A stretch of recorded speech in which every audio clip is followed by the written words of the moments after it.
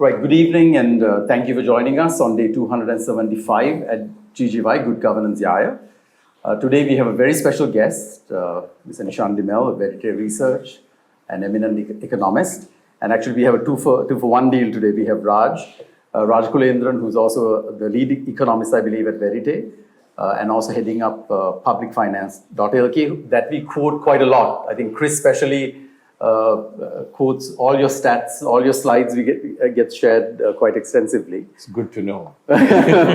So Nishan, I think it's very timely that you're here because we just read that there's a governance-linked bond instrument designed by Verite itself that is something that is acceptable to bondholders. So obviously that is something that we would love to sort of hear more about. But before that, let me give a small introduction about you and Raj, and then start off with a discussion where we try to sort of demystify some of the more complex things about the economic crisis, debt restructure, ISBs and things like that.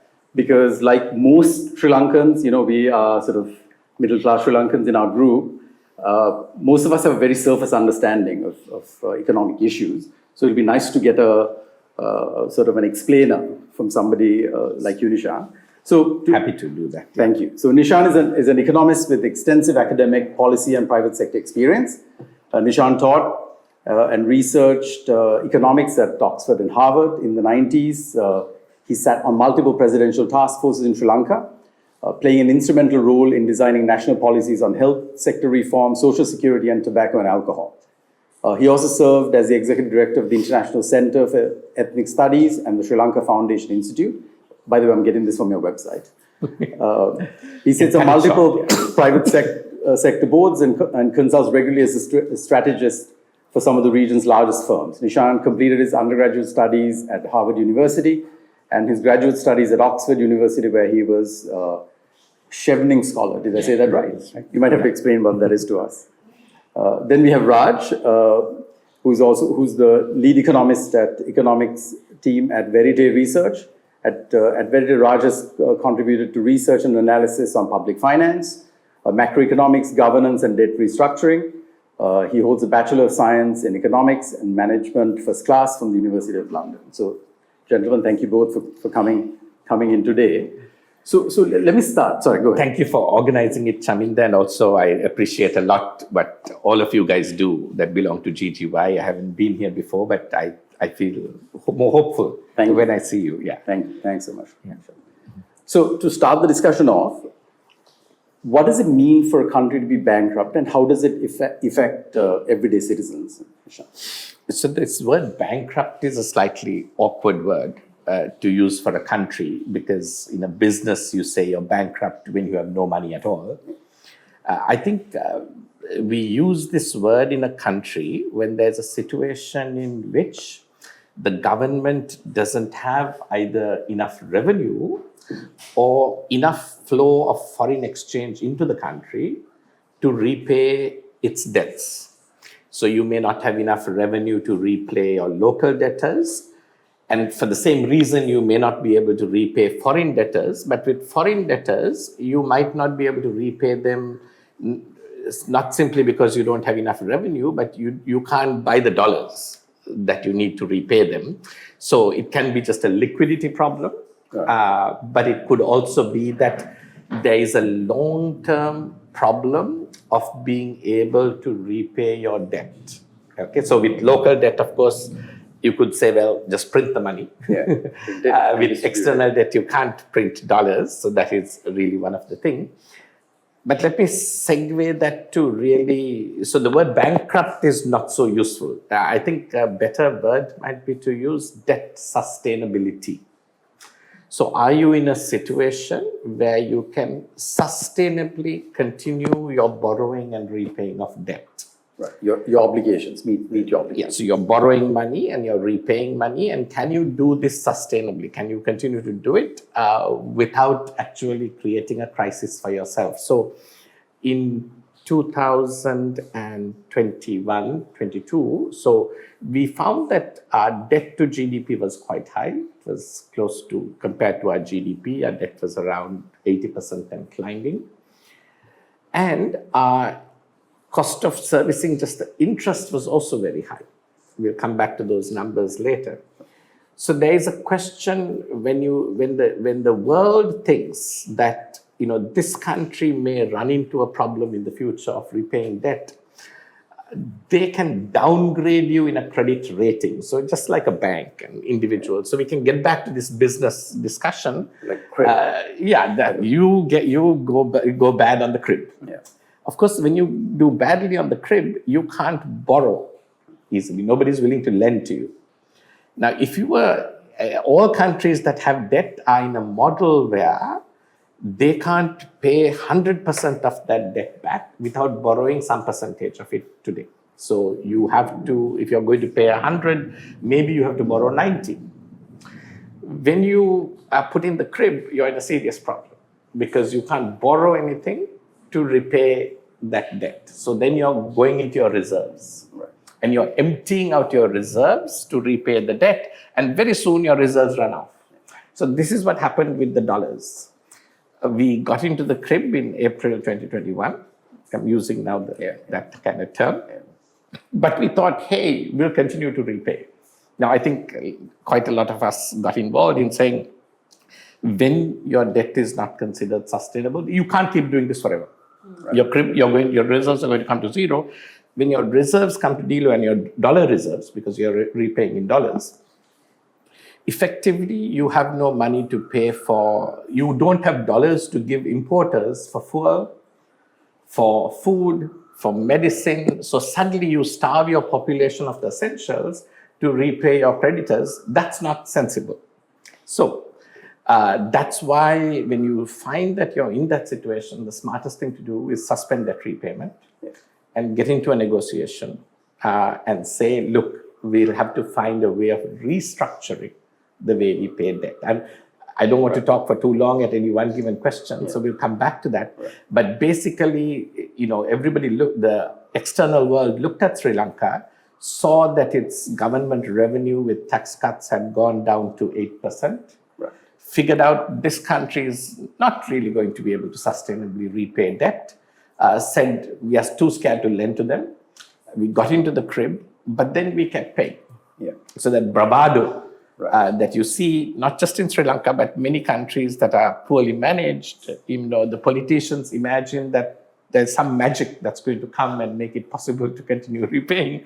Right. The magic doesn't happen, except the entire population suffers because you're starving the population in order to feed the creditors back them. Right. Exactly. That is the direct correlation. That's right. So when we no longer have access to financial instruments because of our credit unworthiness, IMF had to step in, or we had to go to the IMF. That was a means of last resort for the country.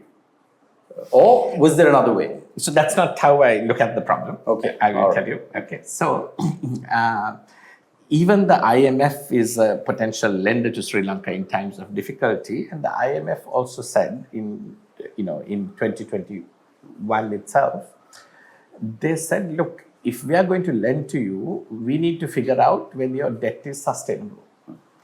Because if it isn't, we'll have a problem. You have to stop and restructure your debt with your creditors. Otherwise, all the money we lend to you, you're going to take and pay your creditors. That's no good. Right? IMF doesn't want any more, it has in the past, bail out international creditors. So the very reason that Sri Lanka borrows at a higher interest rate than, say, the United States or United Kingdom, so let's say when they're paying 2%, we are paying 6.5% in terms of coupon or interest rate, is simply because creditors know that this country is a little more risky. It may seem like a paradox, but it's true that banks lend cheaper to the rich, have a low interest rate to the rich and a high interest rate to the poor. Why is that? It's because banks say, look, it's risk. That's right, it's risk. So banks say it's a higher risk. These guys might not pay back, so I need to keep a higher interest margin in order to cover up non-payment or non-performance on those loans. Whereas the rich guy may give you collateral, other things, you're sure you'll get your money back, so you can have a small interest rate. Same thing globally. Sri Lanka borrows at a higher interest rate than the countries that are considered safer. But precisely for that reason, when you get into trouble, when the risk comes to roost, they must take a cost, right? So really it is sensible then to suspend debt payments because the risk has come to roost. And then it is understood that when that happens, that you will suspend debt payments and renegotiate. So the role of the IMF in all this is when you suspend debt repayment, you're doing it on the premise that you can't sustainably repay, that you're going to fail. And that in order to get back to a sustainable repayment method, you're going to have to, in some way, cut this debt or reduce the debt, restructure it. Now, I can come and tell my creditors, here's how I want to how much I need to restructure. They might tell me, here's how much we think you need to restructure.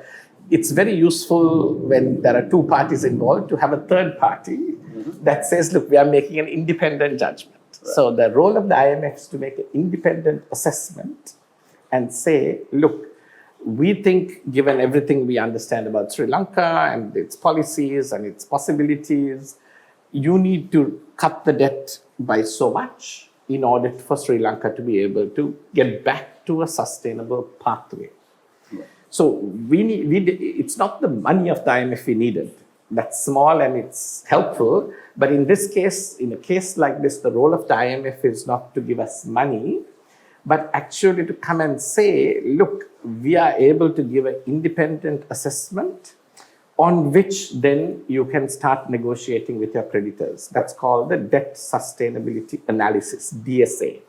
Which was part of the diagnostic report, was it? Or no, that happened right at the beginning in 2022. So that happened first? Even before the staff agreement was made in September 2022, IMF did what you call the debt sustainability analysis. Now, they will not engage with the country without a debt sustainability analysis when you're in trouble. Right. And what the debt sustainability analysis says is, look, to get back to being able to service your debt sustainably, here's how your debt must be reorganized. And that involves reducing your debt. It also involves changing the way you repay. Okay, so that's the role of the IMF is really to become that independent auditor that both parties might be able to trust. So let's say you have a business, maybe this is easier, like you go to the bank and you say, I can't repay. Now the bank is not sure. Why is it that you can't repay? Is it that you're taking my money and buying your chairman like Mercedes-Benzes and BMWs? And what are you doing with this money? Are you really unable to repay? Now you could say, my accountants tell you this, but they don't want to agree with your accountants. They'll say, let's have an independent audit on you. And the bank will want to do an independent audit on your company, figure out what's really going on, and do it. So it has to be an independent audit. So it's actually not the bank's auditors. You might not trust your auditors. The bank might not trust. So IMF has that global role. Right. So then independent arbiter, essentially doing like an internal audit on whether we can sustainably sort of restructure this. To get back to sustainability, how much must you cut? Right. And what is the pathway? So it's in a global sense, this is the structure we have. You need someone to come and give an analysis that both parties can accept, and that's the job of the IMF. Right. So we have spending, we have revenue. Yeah. That's what's ultimately led to sort of mounting debt, right? I mean, those are the two factors that has led to this mounting debt. So what are sovereign bonds? And how do they contribute to a country's debt situation? So a sovereign bond, and actually you can have an international sovereign bond or a local sovereign bond. The word sovereign just means it's done by a country. The word bond is just a name for a debt instrument issued by government, and the easy way to understand it is think about what happens when you do a fixed deposit. You take your money, you go to the bank, and they issue you a piece of paper and say, this is a fixed deposit. The bond is pretty much like somewhat like that. Yeah. They issue you a piece of paper. Instead of calling it a fixed deposit, they call it a bond. It is very much like a fixed deposit because they've given you money Right. You've given them a piece of paper in which you say, I'm going to repay you interest twice a year, and this is my interest. And at the end of the period, I'm going to pay you the capital. Exactly about what happens when you go to a bank and get a fixed deposit, except now you're acting like the bank and you're issuing a fixed deposit internationally or to people in Sri Lanka and saying, I will repay you in this way if you give me your money. Right. So the word bond shouldn't get anyone worried. The word sovereign just means it's a country issuing it. And think it's like a fixed deposit, that the government is issuing fixed deposits to people and they must honor them. Yeah. Okay. So no agreement on bondholder negotiations. I think we've heard all about that, right? So I think that's where we've hit a roadblock when it comes to the restructure process. So what does that actually mean? What actually happened there? Okay. So I told you that that basically we suspended debt repayment too late, but we did it. We told bondholders we need to negotiate. The IMF did a debt sustainability analysis. Sorry, can I just jump in there? Do you have an understanding as to why we kept on paying, knowing that we were about to hit sort of our reserves were about to because I mean, if you had the option of suspending the debt payments much earlier without maybe dire consequences, why did we keep paying? Do you have a thought on that? So so I must tell you that in many countries that are managed by people with a lack of experience and also a lack of economic kind of rigor, Sri Lanka is not unique. It happens elsewhere. And usually politicians think it's a great disgrace. That there may be a national psyche that says this is shame, I mustn't repay debt. Individuals also feel that way, right? They may think it's a utter shame. And that can form a part of a political psyche, even though that's quite unnecessary. So as a business, you don't think it's a shame to go restructure your debt with the bank. In fact, you do it quite quickly. But if you think like an individual, you might think this is great embarrassment, I mustn't do it. But actually, that's just a mistake you're making. Because the whole structure is set up to let you do that when you're in trouble, and there are laws that govern it. The other thing is maybe poor analysis internally that tells you, no, your debt is perfectly sustainable. You can manage to pay. You are not in difficulty. Other people's analysis must not be believed. So I think Sri Lanka had perhaps, certainly the second kind of mistake was also there within the system. It was analytically unaware that they were accelerating into a wall. And that, when you had to put on the brakes, you just kept going. And that was just, I think, a simple, economic, analytical, understanding mistake that was in the system. There may have been that other kind of thing also that said... I feel like you're being very kind to everyone. So. That was there. Yeah, so I think you asked this question about what's going on, right? So when the IMF says, look, you need to cut your debt by a certain amount, and this is the pathway in which you are safe, right? This now entails some kind of negotiation, because the pathway that the IMF gives you, if I can change the metaphor a little, is like some mountaintop, right? There's a large space on top of the mountain. There are many ways to get there. There are different ways you can cut and chop your debt in order to get to this sustainable pathway. Now, each party might have a different suggestion about how to get there. So this is a negotiation. There is no sort of one way that you achieve this metrics. And I think when we come to why we don't have agreement, you cannot have agreement for two reasons. One is that in this pathway, if you think of it like a lane, look, I may prefer to be on the left and think I'm better off there. You may prefer to be on the right and think you're better off there. And we've got to figure out a way to meet in the middle. So we are each kind of finding the best position on this pathway for ourselves, and they're not, convergent. And that may be one reason. In this case for Sri Lanka, there's a second reason, that the bondholders don't entirely agree with the analysis that the IMF has put forward. Okay. So they think that the IMF was being overly pessimistic about the assumptions it made on Sri Lanka's ability to have its economy grow in the future. Of course, if you're very pessimistic, then your capacity to pay is lower and the bondholders must give you a bigger cut. So they're saying, hey, look, you have this very pessimistic GDP growth, which means we have to cut debt more.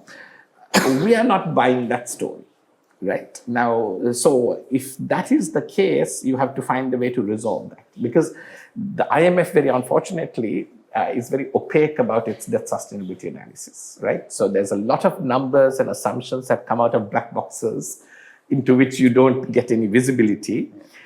And perhaps it is safer for them not to show you what's inside the black box in case you find it to be inadequate. So this is a little bit of a dark art, ultimately. And a lot of people in the world are working to make DSAs more transparent and more open for discussion, for agreement, because now you have this IMF DSA and it's very difficult to engage with it because the analytical assumptions are often not available. But what the bondholders have said is, look, because we don't agree, the way to resolve it is the following. We will cut the debt in accordance with the IMF pathway on this pessimistic road. But if it so happens that you do better on GDP growth, where we think you've unreasonably underestimated, then we want a little more upside because it means you can afford to pay more. It's just like a bank and your business, right?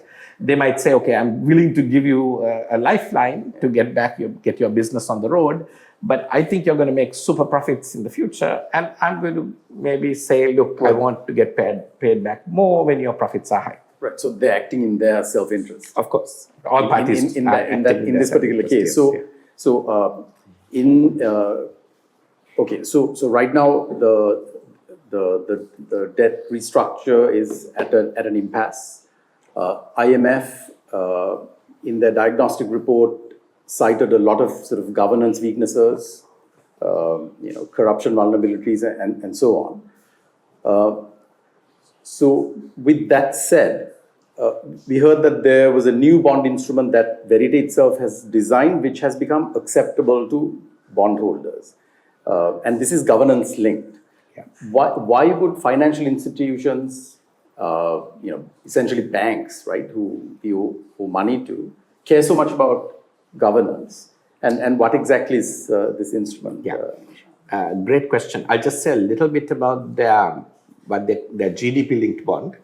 So they call it a macro-linked bond, and it's actually GDP-linked. I think we could have a macro-linked bond if we connected it not just to GDP, but to various variables. So one of the issues with the IMF DSA is it may be pessimistic about GDP, but is optimistic about other things. So it would be a little risky to give the bondholders an upside on GDP without giving them a downside on some other factors that are perhaps too optimistic. So in a way, the way Sri Lanka should negotiate is not just negotiate on the GDP link, but actually negotiate on the macroeconomic fundamentals. Example, Sri Lanka's interest cost to revenue of the country was in the 78% in 2022. Interest cost of revenue.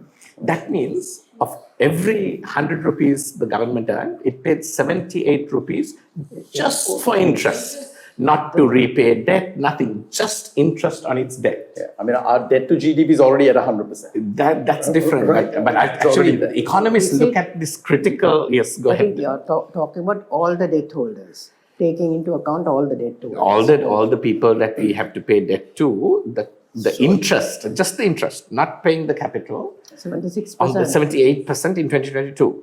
This made a ratio of interest to revenue the highest in the world, and by far, because the second highest turns out to be Ghana, who's also in trouble, at about 47-48%.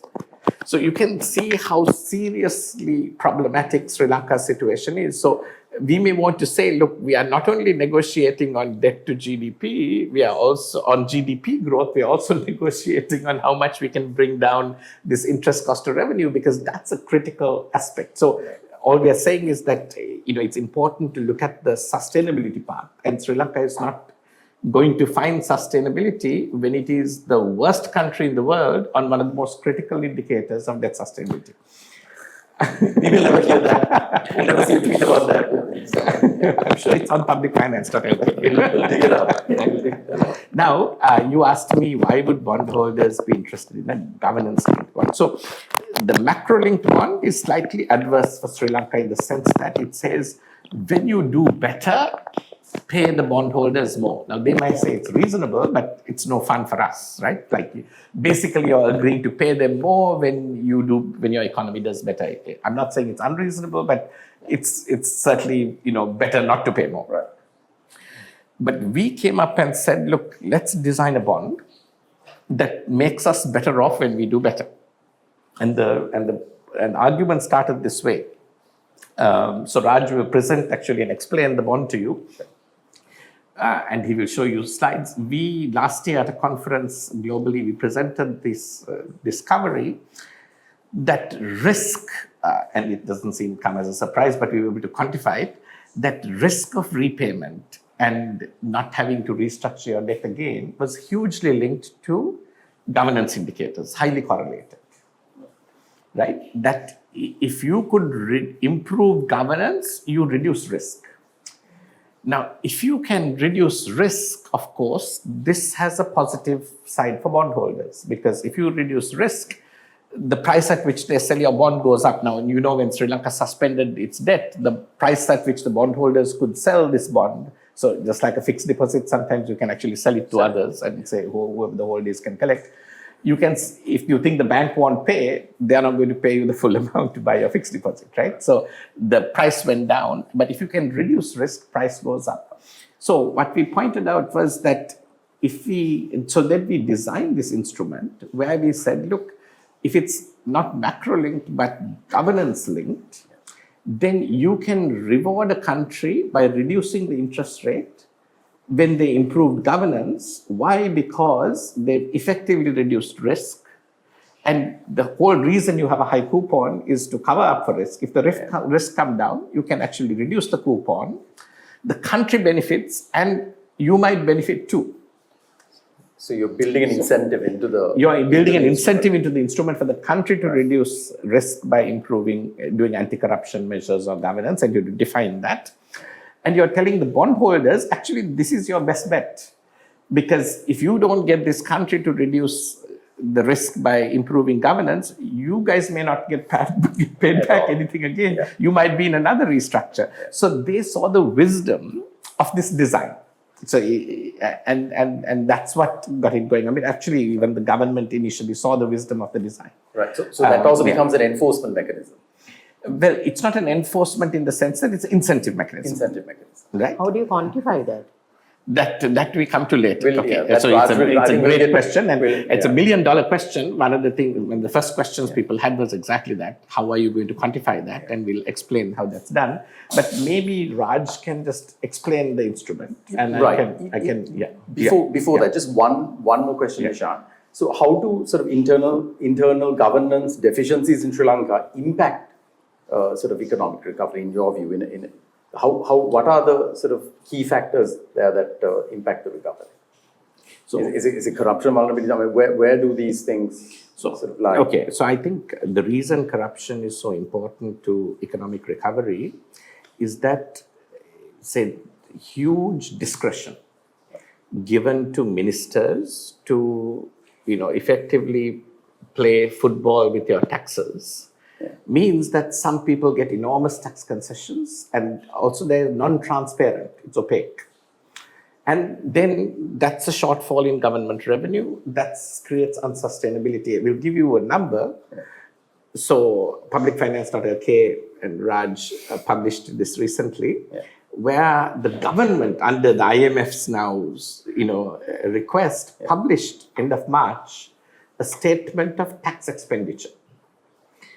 So where they had to quantify how much revenue they lost because of tax concessions and exemptions of various sorts for the financial year 2022, up to March 2023. They came up, this is the government published number, was 978 billion. What? which was lost revenue to the government because of tax concessions. exemptions and concessions of various sorts. And that's 56% of the entire revenue for 2022. This was actually in the headlines. This actually, about 2 weeks ago, I believe. So you can imagine how much you can jeopardize a country's economic stability by this unnecessary discretion. And the discretion is possible because there is also no transparency. You don't see what they're doing. So these kinds of moves to increase transparency, laws to reduce discretion are really important. And I think that's an example of why abuse of discretion, lack of transparency, so that that prevents democratic accountability, huge pathways for undermining economic sustainability and debt sustainability as well. So, what this instrument that we designed, we of course kept revising it and improving it in a way that everybody understood it, and it's published on our website. You can take a look at the concept note we gave to bondholders. But we also wrote a technical academic paper with all the math, so you won't see the math on this one. But it is a little bit of math as well. And that paper, we presented it to globally. There's a major debt-related conference called DebtCon, strangely enough. So the 7th conference, DebtCon 7 in Paris this year.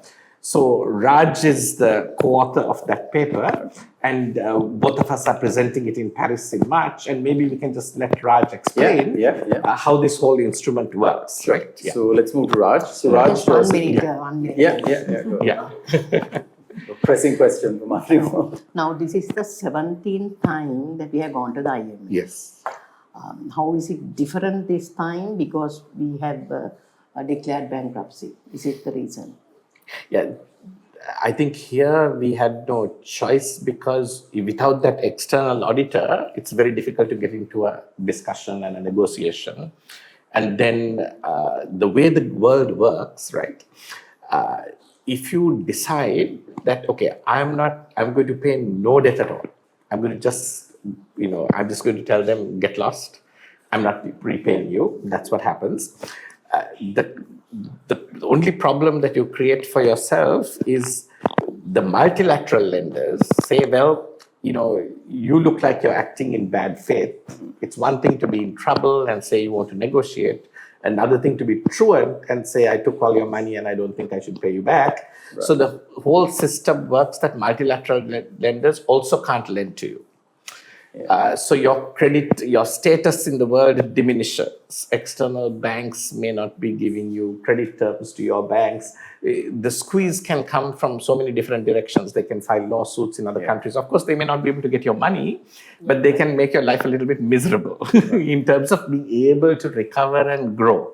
So it's useful to be able to show good faith.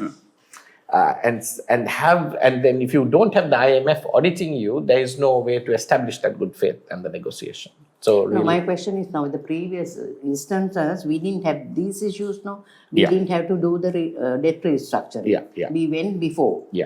And got sort of a bridging finance or something like that. Because it's normally in those instances we were seen to have more short-term liquidity problem. And the IMF can give you bridging finance and say, well, then put in measures to get over that problem. And so you continue, right? So actually, if we had gone to the IMF a little bit earlier in April 2020, maybe we could have figured out a path out as well. We're not sure soon, right? But if you don't do that, then their liquidity problem becomes a sustainability problem. You run down your reserves. Now you have just got to suspend. With elections looming, Nishan, the IMF becomes a political football, right? So I think, there are suggestions from various parties whether it was necessary, whether there was another path. Maybe we can think about that. That's a really valuable question, and I don't want to hog the floor, but I'll come back to that. Yeah, exactly. So this whole question about, what does the IMF give you conditions or not? I'd love to talk about that. Sure.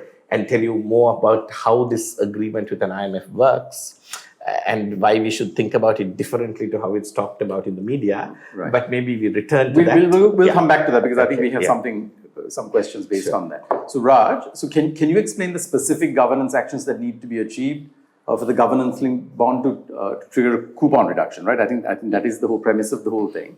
Can you explain the whole bond itself? Bond And the itself. bond So I think itself, maybe we start off by explaining what this bond is and how it happened. I think all of this started, like Nishan was saying, when 2023-22, when we realized that Sri Lanka, beyond an economic crisis, also had a governance crisis, and fixing governance was fundamental. The IMF too realized it, and like you said, we have the IMF governance diagnostic. Civil society in Sri Lanka realized it, and we have the civil society governance diagnostic. So we had two governance diagnostic. And we wanted to realize that when countries get into restructuring, there is also a possibility of getting into serial defaulting, like Argentina, where you restructure more than once. So we wanted to study these countries and see, is Sri Lanka on that path? And what we realized is when we looked at countries from 1975 onwards, 59% of those countries had to restructure more than once. That is, they do a debt restructuring, all of it is finalized and everything is done. And a few years down the line, they had to restructure again, and 59%. So only 41% of those countries were able to do it once and say, okay, I'm sustainable with debt restructuring, I don't have to restructure it again. So we said, okay, is Sri Lanka, what is common about these 59% of these countries? Like, is there something that's common?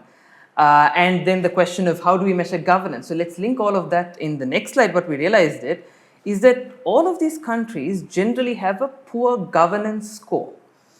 So how do you measure governance? There are obviously many measures of measuring governance, and I think the most recognized and worldwide used measure of governance is the World Bank's Worldwide Governance Indicators. It's called WGI. So they rank countries every year, they publish this, and they say that these, based on various indicators, this is the score we give for countries. And what you see here is that the ones in greens are all clustered in one area, and the ones in red are clustered in a different area. What it means is, apart from a few countries like Grenada and Dominican Republic, all of the countries that did restructuring once has a higher governance score. That's where they're in the green area. And all of the countries that had to restructure more than once have a poor governance score. That's where they're in the red area. And what is also interesting is countries, for example, like Belize. When they did their first restructuring, they had a greater governance score. And as they were doing multiple restructurings, their governance also fell. So what we realize is that there is a very strong, powerful correlation between how the country performs in governance and also sustainable debt restructuring. So I think when we were working at Verity Research with Nishan, we realized, hey, why don't we just link the two? And it's also a political issue. It's also a political issue, yes. So we said, why don't we link the two and create some sort of incentive that ensures that Sri Lanka does its governance? Because you see Sri Lanka at the far right, it's just below that mark. So it can go either way at this point. So we said, let's introduce this instrument that is called a governance-linked bond and create this incentive for the government to do governance. So how does this work? Is that it's a very simple instrument, like Nishan said, like it operates like a very similar regular bond, apart from the fact that, let's say I issue a governance-linked bond for 10 years, a few years down the line, let's say at the 5-year mark, there is some sort of an assessment or a test that says, if Sri Lanka meets some governance criteria, some governance targets, there is a coupon reduction. If Sri Lanka does not, then the coupon remains the same and it continues. So what this shows is that coupon reduction basically means the interest payment. Interest payment. Right. So this creates an incentive because now there is some sort of a target for the government to meet, and that is also, and if the government does so, and if the government chooses to do so, there is a financial incentive because the government has to pay a lower interest. It's to do with risk again, It's to do with risk again. That's where the benefit of the bondholders come in, and that's what Nishan was explaining, where why do bondholders want this? Is because when governance improves, our research also shows that the risk reduces, and when the risk reduces, the bond's price improves. So how the price is set in the bond market is there is, let's say, risk and there's price. So when risk reduces, the price of the bond increases. So what we told the bondholders is that you have an advantage here. Why don't you share some of it with Sri Lanka by reducing the coupon? So the bondholders also have an incentive. They get a win. Sri Lanka gets a win in two forms. One is governance improves, and that's what the people want. Sri Lanka also has a financial incentive because, like Nishan said, interest cost ratio is 78%. It's 83 in 2023. It's an increasing ratio. So we really need to reduce that ratio for debt sustainability. And as of now, that is the GLB is the only instrument that reduces the interest cost. So it can be structured in many ways, but as of now, that's the only instrument that reduces the interest cost. So in addition to the financial incentive, you also have governance being improved. But let me also take on your question on what exactly are those measures? So it's about this. So those measures, if you read the documents on the IMF report, is that you to publish tax holidays that Nishan was highlighting, where Sri Lanka has 978 billion revenue loss. So publish all of the tax concessions and the revenue loss, and also. So did they reveal where those tax concessions went to, or just a bulk figure? So actually, the IMF did say when they did the staff level agreement in September 2022 that Sri Lanka should publish online a full list of who's getting the tax concessions, how much, including for luxury vehicles. Yeah. And that was due by March 2023. The government did not comply. Didn't comply. They have continued to not comply. Then in December, the IMF said, look, we are making this a structural benchmark and asking you to publish by end of December. They continued to not comply. Yeah. But around March, now trying to get another staff level agreement, they've published a partial set of information, not online, but in some documents. So Raj can tell you a little bit more. So we have some information, not all of it. The government, when the IMF renewed it in December, I think the government negotiated luxury cars transparency off the table. Yeah. So that's no longer, yes. Okay. The permits for that's because when that information comes out, all the subject ministers will be revealed. Not just that, it may be quite a large number of government servants and others. Officials all will be revealed. Hasn't at the moment about 114 vehicles have come?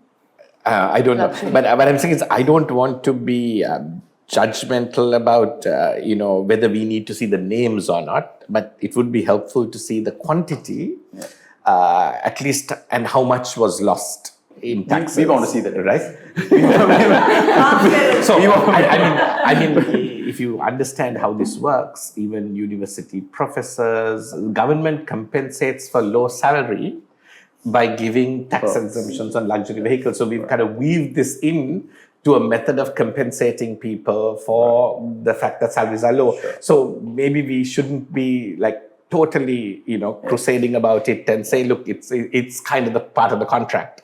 You take a low salary, you get some benefit. So we don't need to see the names for, maybe there are reasons to not have the names, right? But certainly we would like to see the total. We'd like to see it by sector, how much went to politicians, how much went to public servants, how much went to other people, and figure out really whether this is a reasonable cost for the country and how we manage it downwards in a way that is sustainable. So I think the problem, what you can see, sorry, I'm going back to Raj, because what he's showing you is how much it's about the IMF program. It's asking for a lot of transparency, but back to you. Yeah. So just to also add to what Nishan asked, was the 978 billion is only for the year 2022. These tax holidays extend, like some of it goes for companies go for like 20 years, 25 years. And 2022 was also the year where you had low tax rates. You had 8% VAT, it went to 12-15. You had 24% corporate income tax. So the revenue loss is potentially greater as, for example, if you do it for 2024 at 30% corporate income tax.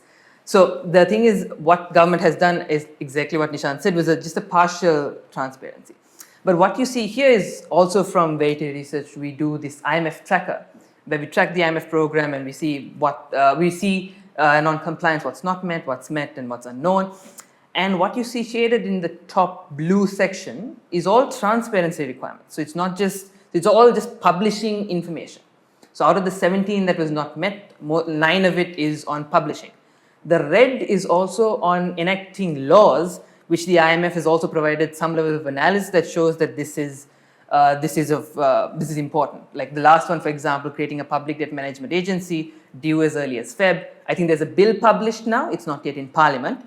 But as of March, all of it is not met. So what we highlight here is also that these are also fundamental governance problems. So even in the IMF program, Sri Lanka tends to underperform on governance. And what the coupon reduction or what the tentative agreement was published basically asks for transparency on public procurement contracts, which Nishan also highlighted was due as early as March 2023, and even now is not completely published. And also asks the government to publish all of the tax exemptions and tax holidays, which again was due March 2023. It was pushed to December 2023. There's some information out now, but it's not complete. Right. So the bondholders in their tentative documents have said all of this needs to be published by 2028, along with meeting the tax revenue targets. So if all of that happens, there's a coupon reduction. They're also open to asking if the government is willing to add more things. So they're open for agreement. So where there's a discussion and the government can suggest more commitments here. And so it's still up in the air in terms of what exactly is negotiated, but the bond itself this is how it works. Right. So just a quick one. I'm a little perplexed because now you clearly outlined what's unknown and what's not met. I mean, if you clump it together, that's the bulk of their commitment. But why does the IMF continuously praise the government on the progress that's been made when clearly there's no progress? Because then that becomes like a political tool for them to go to the people and say, hey, look, there's stability, there's this, that, there's improvement. But when you go into the weeds, it doesn't quite bear out that way. So I'll answer that first and we'll come back to this, right? Okay. The way the IMF speaks publicly is quite nuanced. It's like diplomats talking. So even if you think some guy is ruffian, you will say he's not entirely well behaved. That's sort of the diplomatic way of engaging. Right. If you read an IMF statement from top to bottom, you will see that they are quite tough, that they take very serious exception to how Sri Lanka is doing. It is government, media institutions and others who kind of cherry pick sentences from the IMF statement. Of course, it's like you run a company, when you do a performance evaluation, however bad the guy is, you start by saying, I really appreciate what you've been trying. Right? I really appreciate your effort. that becomes the headline. Your absenteeism rate is quite low, right? Yeah. Now, you might end up telling him, look, I need to fire you because your work's useless. But that's how you begin. So I think the IMF statements have that type of structure. Right? They always have a front-loading positive sentiment, then they kind of bring in significant concerns and they nuance it. And there's lots of signals the IMF is giving that they're unhappy. For instance, the second tranche should have come in September. It's already delayed. Though they took it out to December. Actually, Raj can tell you, we find very few countries, even in the middle of a debt restructuring, who've had their second tranche delayed so much. That's a signal.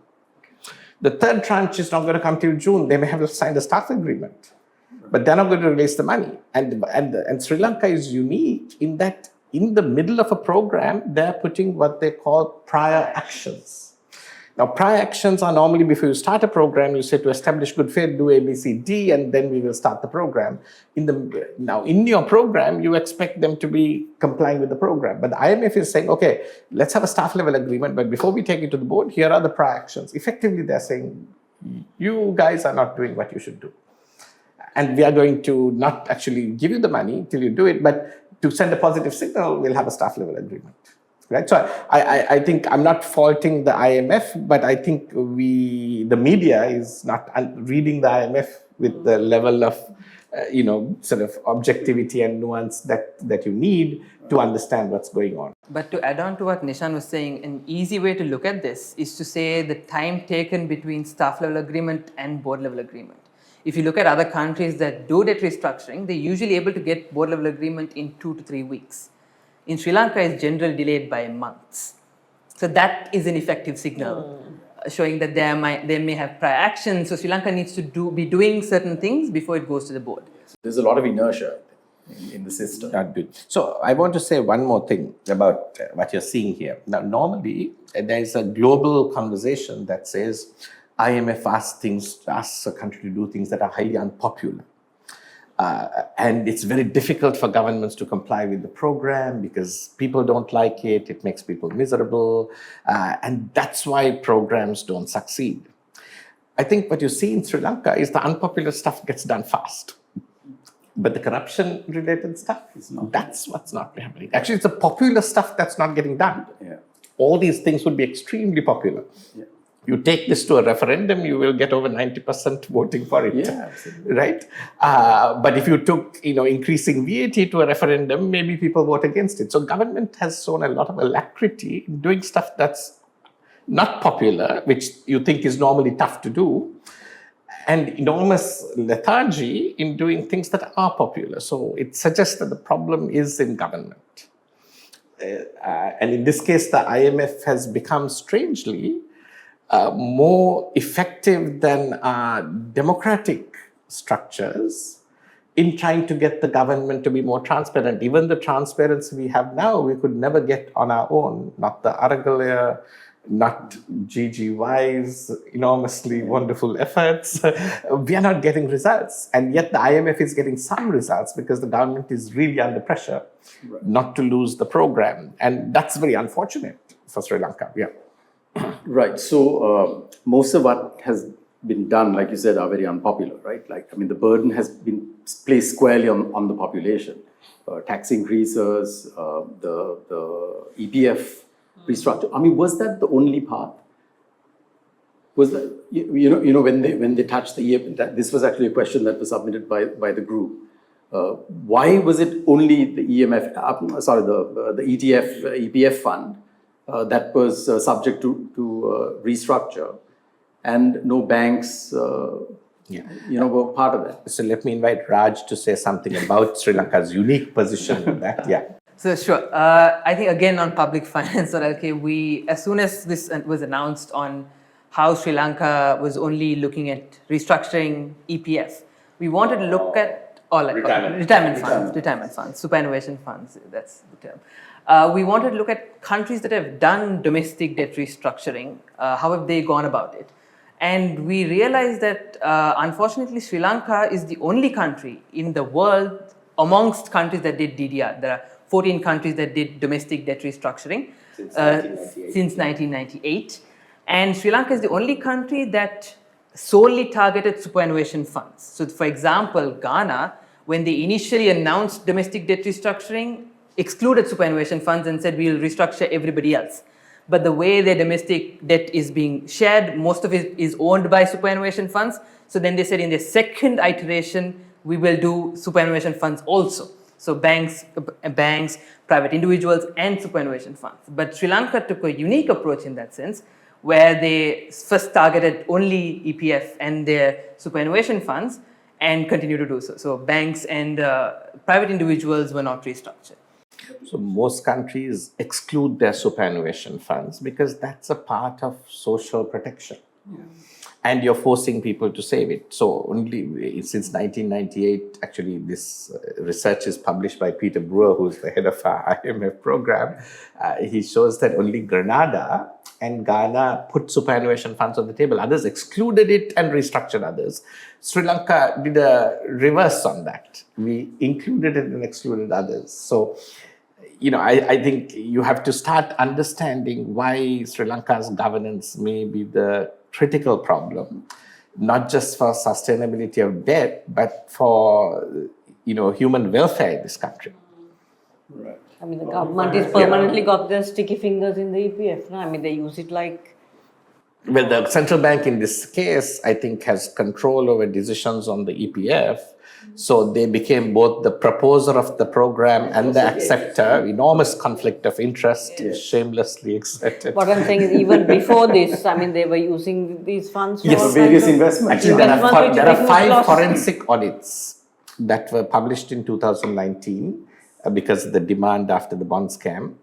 They very carefully excluded from the scope of analysis the bond scam period. So the bond analysis stopped in February 2015, and yet they make for troubled reading because it shows how pump and dump schemes in the stock market, off-market transactions in the secondary bond market all go back to the EPF and impoverish the EPF and enrich private individuals enormously. So the EPF has become perhaps the largest source of corruption in Sri Lanka. It's easy to actually... It's almost a direct transfer of wealth.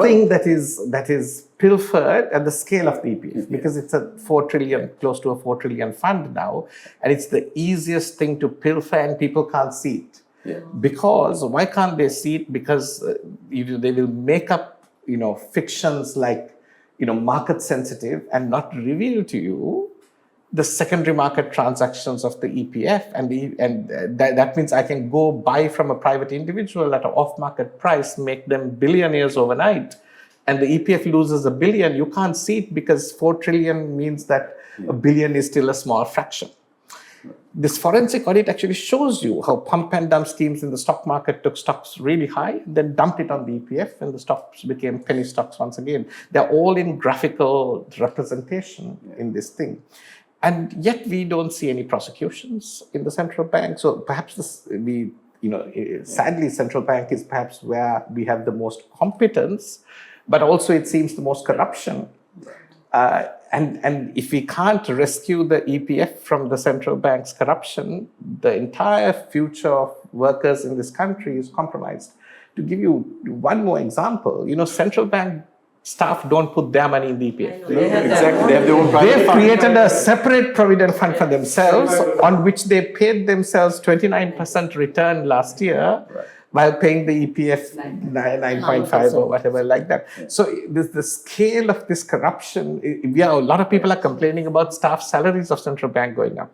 That's not the biggest corruption. And that's not even corruption. I mean, you could argue the staff salaries, but stealing the EPF, that's really highway robbery that's going on. And the fact that, so I think we need another forensic audit going all the way up to the present. And we need to ask for transparency. So actually, Mr. Sumandaran has a bill now gazetted, setting out a template for publishing information on EPF transactions, because he was the head of the Public Finance Committee. And when the forensic audits were happening, he was in lots of the discussions. So he decided to bring a bill that forces transparency. The problem is, you will know when you have a good government when they pass that bill. Pass that bill, exactly. So the test of a manifesto, I would say today, because this bill is gazetted, is those who come and say, I will pass this bill and make the EPF transactions transparent. Anyone who doesn't offer to do that, I think is maybe, because I'm saying fairly confidently on the numbers, this is perhaps the biggest single source of corruption in the country. And any political party that's not committed to trying to resolve that isn't adequately committed to improving governance and reducing corruption in the country. In fact, we are encouraging people to look at this election and even look at like single issues as critical. Justice for the victims being one, but maybe this should be one of them too. This could be a single issue that people can all rally around, because it affects virtually every single person. That's right. So even to enact the IMF program, or what you guys have put forward with the bondholders, it needs two things: political will and good faith. Are you confident that we're going to get that prior to an election? Because now the election is looming. And back to that question about the IMF. Not to put you on the spot. Not to put you on the spot. No, sorry. But you need those two elements, right? What we will get out of political parties is your territory, right? Not mine. But no, I think on the IMF, what I said that we think that you can't do IMF programs, or you can't complete them because we don't want to be unpopular. It turns out that governments are okay being unpopular with people. They just don't want to be unpopular with vested interests. Yeah. And the guys who are funding politicians. Because all this must end somewhere. In 2022, October, after a staff level agreement is signed, we can share with you a video of the Committee on Public Finance, where the BOI goes and asks the committee to offer a 12-year 100% tax holiday and another 6 years or so of a 50% tax holiday to a company that is already in Sri Lanka and thriving.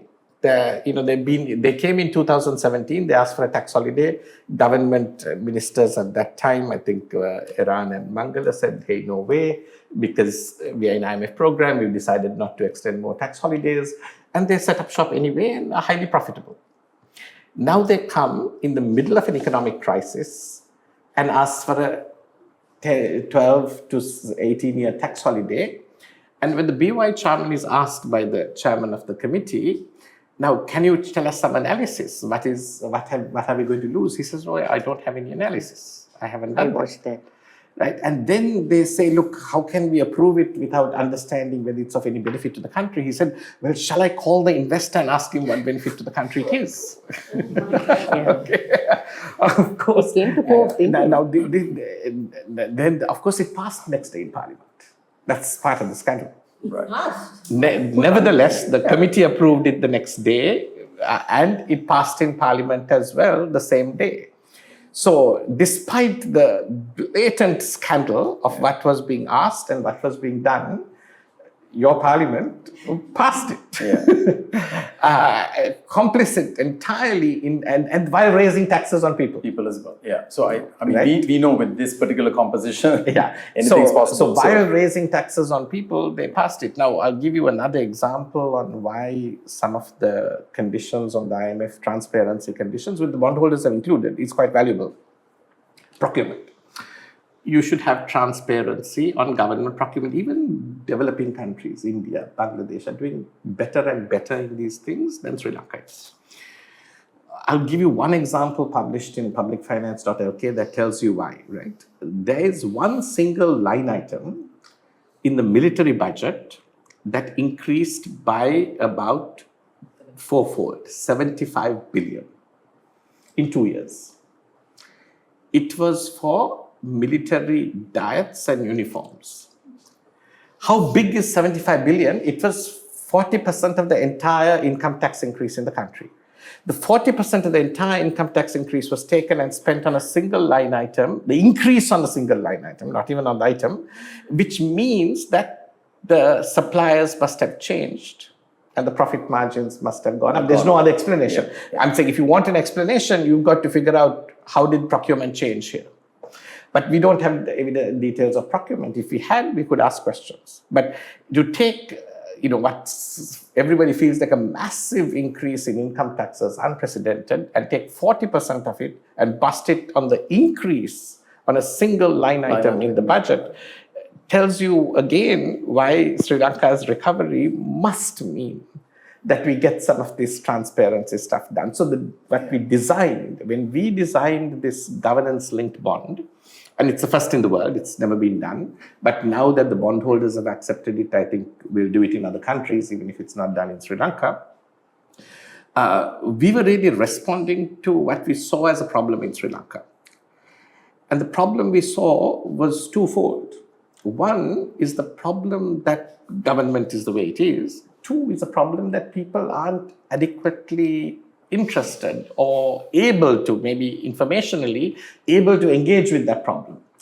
So a governance-linked bond, gives you a signal just to why, did you get the coupon reduction or not, and suddenly makes it a lot easier for people to kind of watch that metric and engage. Because as you see, very unfortunately, the world is not coming to public finance and figuring this out. So you're encountering resistance, not from the bondholders for this particular thing, but actually from our side. Would that be fair? Let's put it. Let's say that initially that the government, of course, was quite positive. They saw the win side, the win-win approach to Sri Lanka. And the reasons they provided later were that they thought, this might delay negotiations. We want to close them quickly.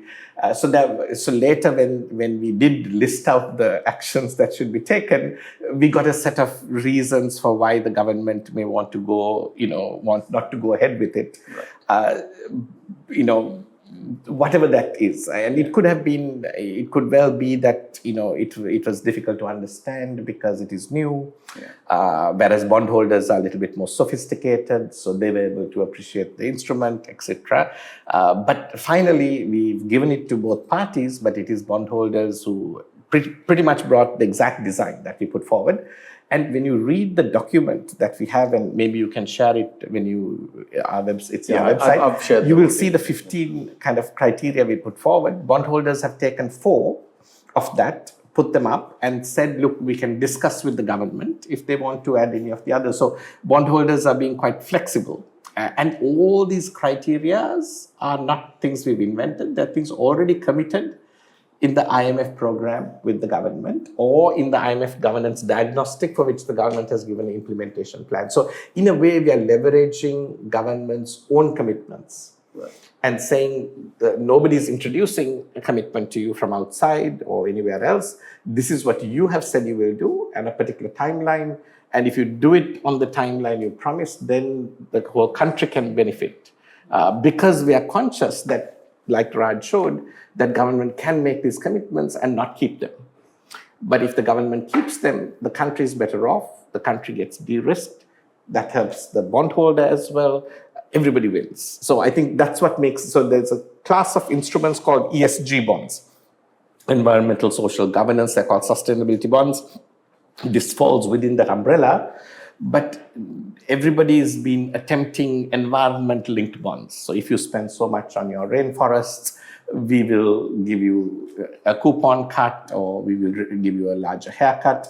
Nobody has attempted in the world a governance-linked bond. And so this design, and also it has a different structure to an environmental-linked bond. But we designed it not because, we were sitting idly and thinking what new thing can we do in the world. We designed it because we said Sri Lanka has a problem. We need to find a solution. And then this seemed like a really good solution. And that's how this whole thing got going. Right. So you're presenting this at DETCON. DETCON in Paris, end of the So it's possible that this may be adopted by other countries before it's adopted by Sri Lanka. It's possible. It's possible. Yeah. If Sri Lanka doesn't agree, it can get into other countries. And bondholders are already negotiating aspects of this with other countries. So Raj, what are the risks if we don't? I mean, is there another path? And what are the risks if we don't adopt something like this? No, I think then you get into a plain vanilla restructuring. Right. And perhaps a macro-linked bond where bondholders get upside, but here we get an upside. Right, but here this is linked to some of the demands that we made as part of our regular. And what the government has also agreed to in a way, right, on IMF program. So it's keeping the government honest. And it's actually helping political transition as well, right? Once you structure this in, and if you all agree these are things that society wants, a new government can't come and say we are getting rid of the IMF and we are not doing it. Have you spoken to the opposition parties, for example, to maybe adopt this as part of their manifesto? So that they're committed to we it. Are in the process. Whoever comes, we are in the process of doing so. You're doing that. Okay. One thing, is there a particular period before which we had to complete the restructuring?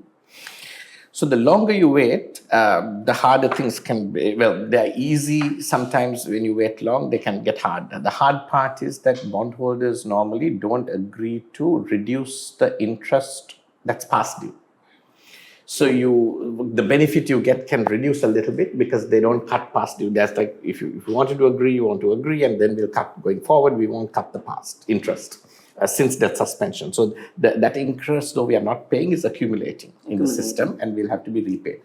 In a way, perversely, there is a slight advantage in delaying restructuring for the government, and which is why bondholders might be complaining about government delay, which is that as long as the IMF and others think you're acting in good faith or haven't given up on you, the multilateral funding flows in. But you have inflow, but not outflow. You're not repaying any debt. So suddenly your balance of payments is positive, your rupee value goes up against the dollar. It's all great because you're in this sweet spot where you're not repaying any debt at all, not even restructured amounts to the external parties, and you are still getting all the money from multilaterals flowing in to support like the World Bank and the World Bank, IMF, ADB. But your debt is going up and up and up. Your debt is going up. They are, at the moment, they are net providers of cash. So they're giving Sri Lanka. Paid back? You have to pay it back in the future. In the future. But I'm saying for the moment, I'm not saying Sri Lanka on the whole is better off, on the whole we are worse off, but on the whole is in the short term, it's a nice sweet spot to be in. right? You're not paying back anything, but you're getting all the inflows, no outflows. But it's not a recipe for long-term success, because until you do this, economic confidence, investment, all that doesn't get unlocked. But certainly, it as a temporary respite, it can be good for the country, but it's certainly not a long-term way to function. Right. So in the national interest, what you proposed, I mean, we hope that it gets adopted, because it addresses a lot of the things that we keep fighting for, right? Chris, you're at the back today. Just one question, Yeah. Nishan. Elections, the IMF might upset the IMF program. This is a narrative that is being presented. Now we see that a lot. Even respected media outlets are coming out and saying, former Treasury Secretary has said this. Then we saw World Bank, as someone has said from the World Bank, elections might jeopardize this. It's a hard-fought victory. That's an ADB statement that was being quoted. Okay, yeah. All right. What is your opinion on that? So I think anyway, we must investigate a little more carefully purported statements. They may be read out of context, misunderstood, right? I think any election in any situation creates uncertainty about the future policy path of a government. If it were to change, you don't know what the other government's policy path is. It's not clear. I am of the view that no government or no political party intends to or has the freedom to abandon the IMF program. This happened in Greece also. And extreme left parties came to power, waving their fist at IMF programs, and they stayed with it. Because they quickly figure out that, hey, if we give this up, we'll be seen in bad faith, multilaterals won't give money, we'll get into deeper trouble. So in reality, I think pragmatism kicks in and you stay the course, but there is room to improve the IMF program. The IMF program is not a perfect program because it's designed, so people think the IMF comes from heaven and delivers a program. That's not how it works. The IMF actually works with government to say, what's the best plan that we can make for you? And the plan is as good as the analysis. Now, the major problem in the current IMF program is we have not seen the analysis.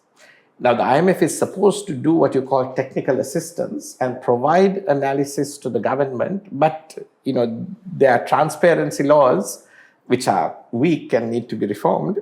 Don't say that they don't have to publish it unless the government requests them to do so, and the government has conveniently not requested them to do so. So Verite has published stuff saying there's analytical mistakes in the thinking, and you're picking the wrong taxes, you're picking the wrong places to tax, you're picking the wrong time to raise taxes, excise tax, linking excise taxes to inflation should have happened when inflation was going to 70% or not when inflation's down to 5%. But that's a huge mistake they made. But of course, government plays a role in that design. Now, I think the president called political parties to come and meet him to comment on the IMF program. I saw that others didn't go, but Mr. Sumantran went, and the basic request he made in the media was he said, well, how do I comment if I can't see the analysis? Now, President promised to give him the analysis. The question is, has the President given it to him? Because he tweeted about it a few days ago saying he still has it, despite being given a commitment. I think the lack of analysis tells you that the analysis may be quite weak. Right. And the IMF is also culpable in that sense, but I don't like blaming the IMF because how are those guys to know how to understand Sri Lanka? They have to have better transparency laws, publish those analyses so that we can help them develop them. Right. So it's really an IMF program often is as good as your bureaucrats can make them, because the IMF isn't there to come and harm you. They're there to help you. They can often give you feedback on the analysis you have and try to improve it. And then they come up with ideas of their own that may be poorly thought out because they don't understand the country very well. But if we can't get that published, if we can't get that evaluated, can't get that improved, then we are going to have a tough time, right, in actually getting a good program. So I would say this program has significant weaknesses. And it's about the way in which it sets about fixing the problem that we have published so many papers that says we can do better than this, and this is how. And and of course, you prevail upon the IMF. It's a long and difficult road, but any government that comes into, political party that comes into power should renegotiate this agreement. This agreement, as it stands, can be improved rather a lot. Which I think both major parties have said they're going to do. Yeah, and I think in that renegotiation, if they also make the analysis transparent, we can help improve it rather a lot, we think, because there are significantly better ways to collect taxes in Sri Lanka and reduce this thing about squeezing the few people who pay taxes. Exactly. And finding ways to reduce tax default and collect taxes from a wider group. Right. Yeah. Actually, we've stolen a lot of your time. You have been very generous. We started with 45, gone to an hour. I think we've taken an hour 15. Could you answer one question from a viewer? Somebody sure. And Raj can also answer. Yes, of course. Yeah, Raj, either of you. This is from Lalin Dias. What should be targeted in terms of a tax government revenue to GDP ratio? And the second part is on government revenue. What should be targeted in terms of the ratio of income tax, expenditure tax, VAT, tariffs, and excise? Sure. So I think in terms of tax to revenue ratios, public finance tax to GDP. I think public finance also published a report that said we did a state of the budget report where we analyzed the budget and we said the revenue shortfall this time is going to be 14%. So Sri Lanka for the past 33 years has never met its budget revenue targets in percentage of GDP. And we are setting ourselves up to not meeting it for 2024 as well.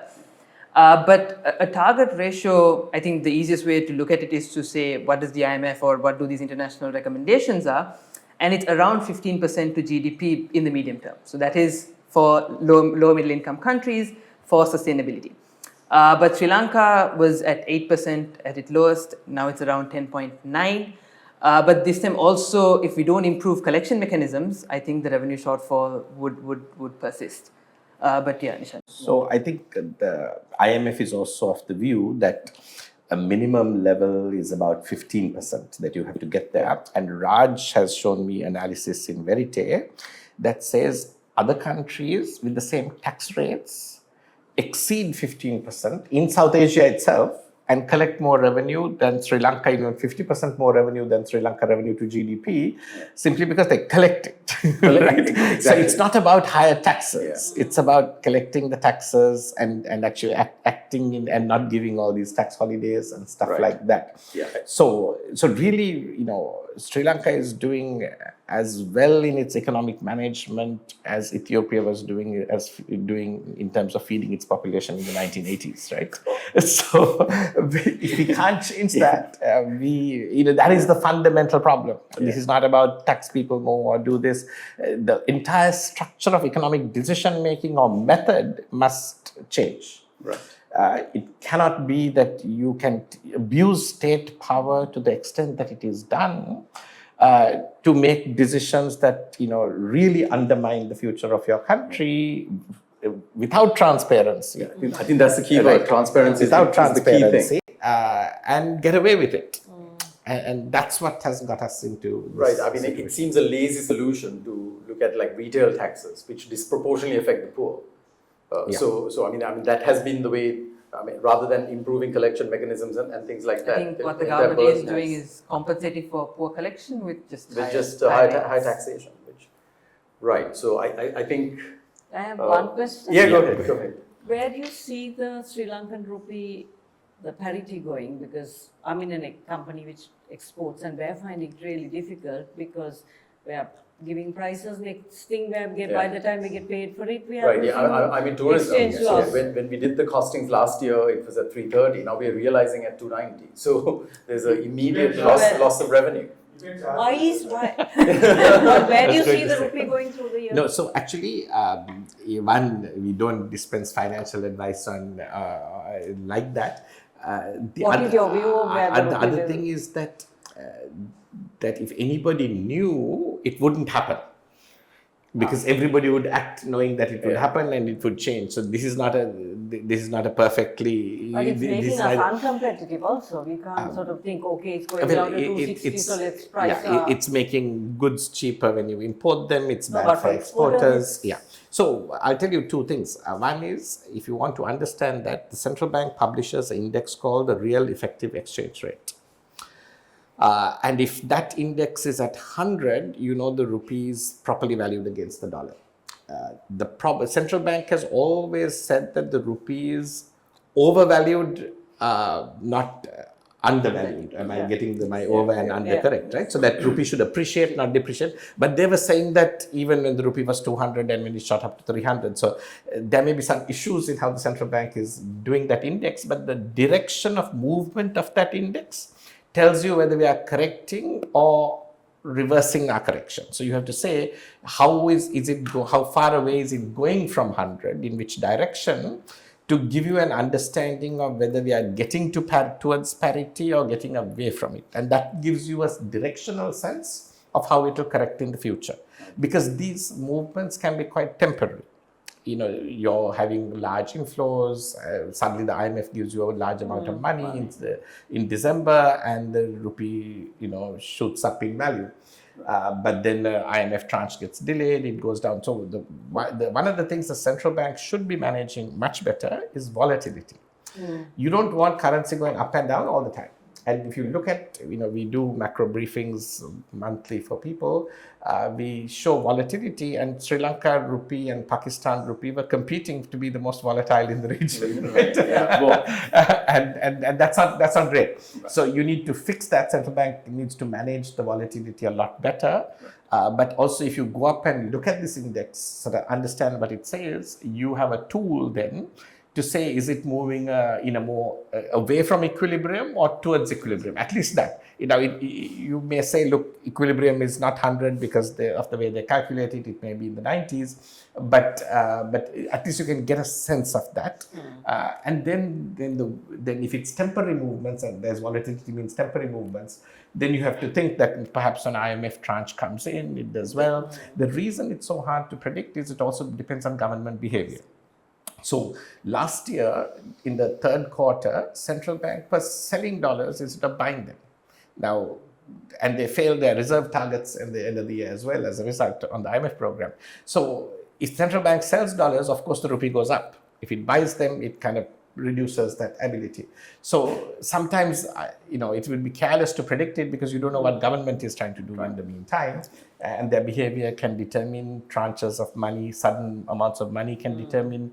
So the only way to do it for our clients is to kind of watch it monthly. And then we say, look, this is what happened this month, and we still don't predict it for them. Right. We just give them the tools to try and understand, which I'm happy to share, and also update them on where those numbers are at any given month. Right? Yeah. Great. So Nishant, thank you so much. Raj, thank you as well.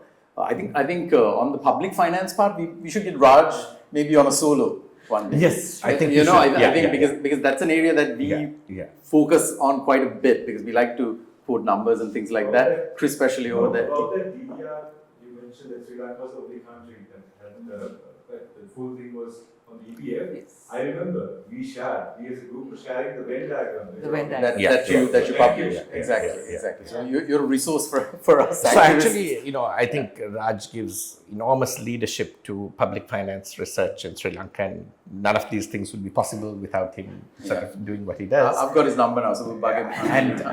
And he's co-authoring one of the publication that is bringing a new debt instrument to the world. Yeah. Which actually probably is our biggest global success at this stage.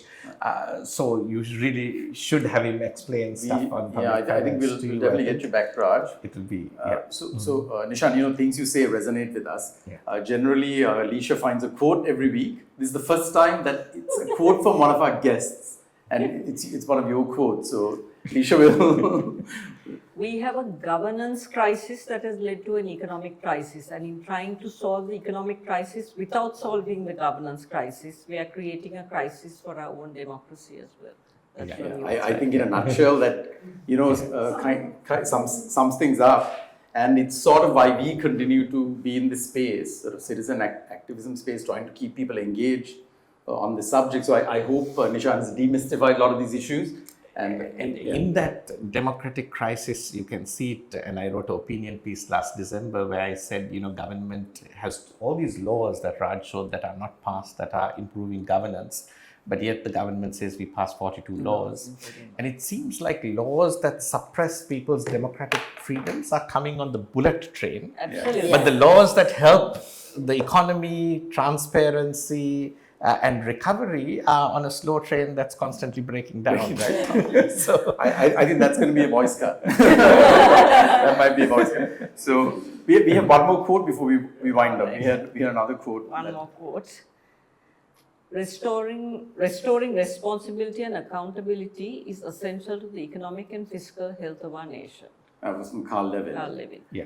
Thank So you. Nishan, thank you so much. And very generous with your time. Raj, you as well. We'll get you back.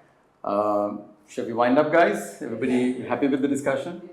Yeah, great. And I want to say I hugely appreciate what you all do. I know I haven't turned up at my neighborhood meetings and stuff like that, but as I said when I started, what you do gives me hope and encouragement, and it's enormously valuable. Yeah. Thank you. Thank you so much. Thanks. Yeah. So I think that's a wrap on day 275. And we'll be back on our street con on Sunday. We had a Easter commemoration last Sunday. We're still waiting for justice 5 years on. And anybody in the area, please do join us on Sunday. And Liberty Circle on Thursday. If anybody's in that area, please do join Liberty as well. So that's a wrap from a great discussion, great roundtable discussion with Nishan and Raj. And thank you all for joining in. Thank you. Good night. Thank you. Good night. Yeah.